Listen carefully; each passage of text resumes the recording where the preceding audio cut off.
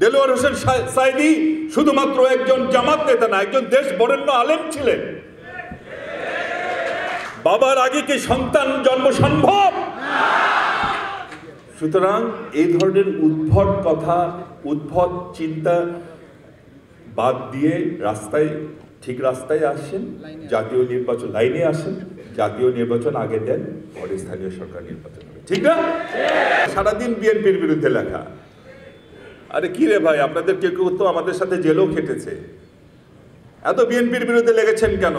সারাক্ষণ এই নানা রকম ফেক আইডি নিয়ে তাদের কাজ হচ্ছে বিএনপির কোনো কিছু পাইলে বিএনপির বিরুদ্ধে লেখা। তাদের কাজ একটাই, তাদের কানে কে যেন ঢুকিয়ে দিয়েছে বিএনপিকে বিরুদ্ধে গুলো লিখলে জামাত ক্ষমতায় চলে যাবে।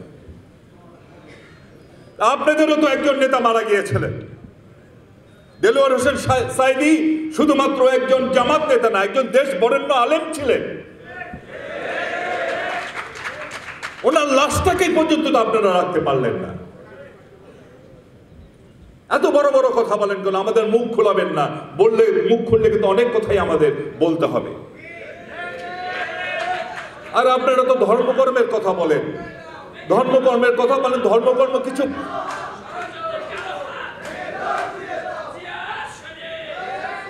কিছু ধর্মকর্ম করেন সারাক্ষণ ফেসবুকে।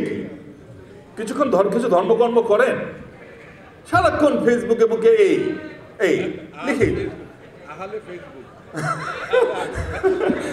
অসীম নাম দিয়েছে আহলে ফেসবুক।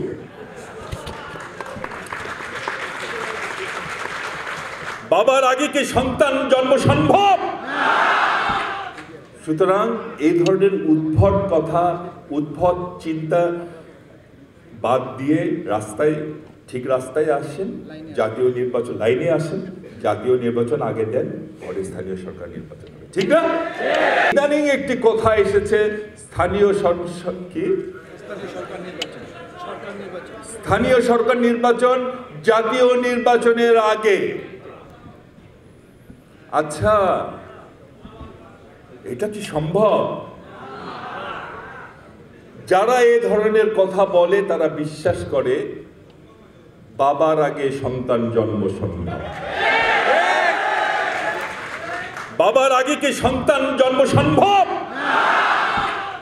সুতরাং এই ধরনের উদ্ভট কথা, উদ্ভট চিন্তা বাদ দিয়ে ঠিক রাস্তায় আসেন। জাতীয় নির্বাচন লাইনে আসেন, জাতীয় নির্বাচন আগে দেন, পরে স্থানীয় সরকার নির্বাচন হবে, ঠিক না?